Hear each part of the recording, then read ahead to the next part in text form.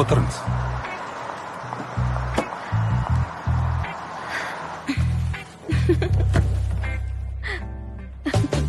Иә, соны айтам.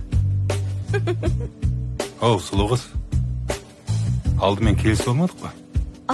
Иә. Коға, саған кейін өзім хабарласам. Кешіріңіз. Жүре беріңіз. Сағатың қанша? Сағат? 5:30. Жалпы мен ол сағатты айтып тұрғаным жоқ.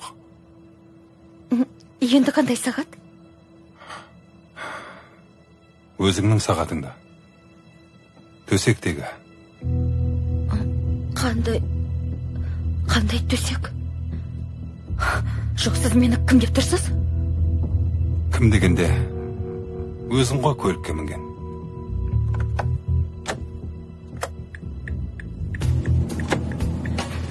Мен сізді такси екен деп ойлап қалдым. Тоқтатыңыз онда. Жарайды.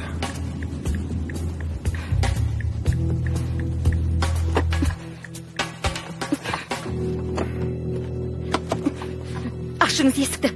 Әйтпесе қазір полиция шақырам. Мұнда полиция жоқ.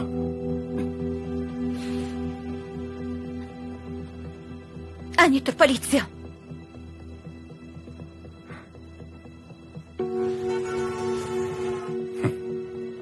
Қой. Ол пожарный ғой. Көзіңіз соқыр ма? Қарасаңызшы киімін. Сен киіміне қарап танып тұр екенсің ғой. Кешір, мен де сенің мына киіміңе қарап жезөкше екен деп қалдым.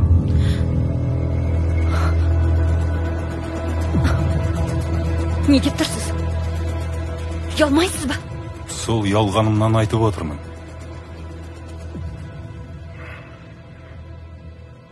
Анау полицияның жанындағы қызды көрдің бе? Көрдің бе? Иә. Кім ол? Дәрігер. Жалпы кім екенін сұрамай-ақ сырт киіміне қарап біліп тұрсың. Енді өзің айтшы. Сенің мына киіміңе қарап басқа кім деп ойлайын? Жалғыз мен ба осылай киінген? Заманға еліктеймін деп, жаманға еліктеп жүрсің. Сенің анаң, әшең осылай киінді ме? Қарындасым, сен мені дұрыс жағынан түсін. Мен қыздың етегін аңдып жүрген адам емеспін. Бірақ сенің мына киіміңді көріп, әдейі келіп тоқтадым. Әр қазақтың қызы менің қарындасым. Егер қазақтың қызы болсаң, қазақтың қызына сай киінсеңші.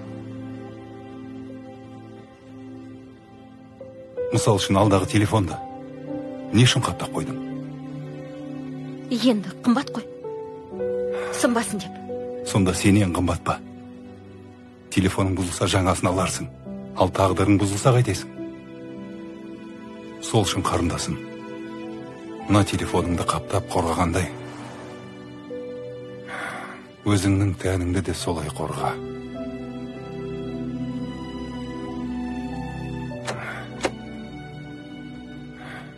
Бара ғой.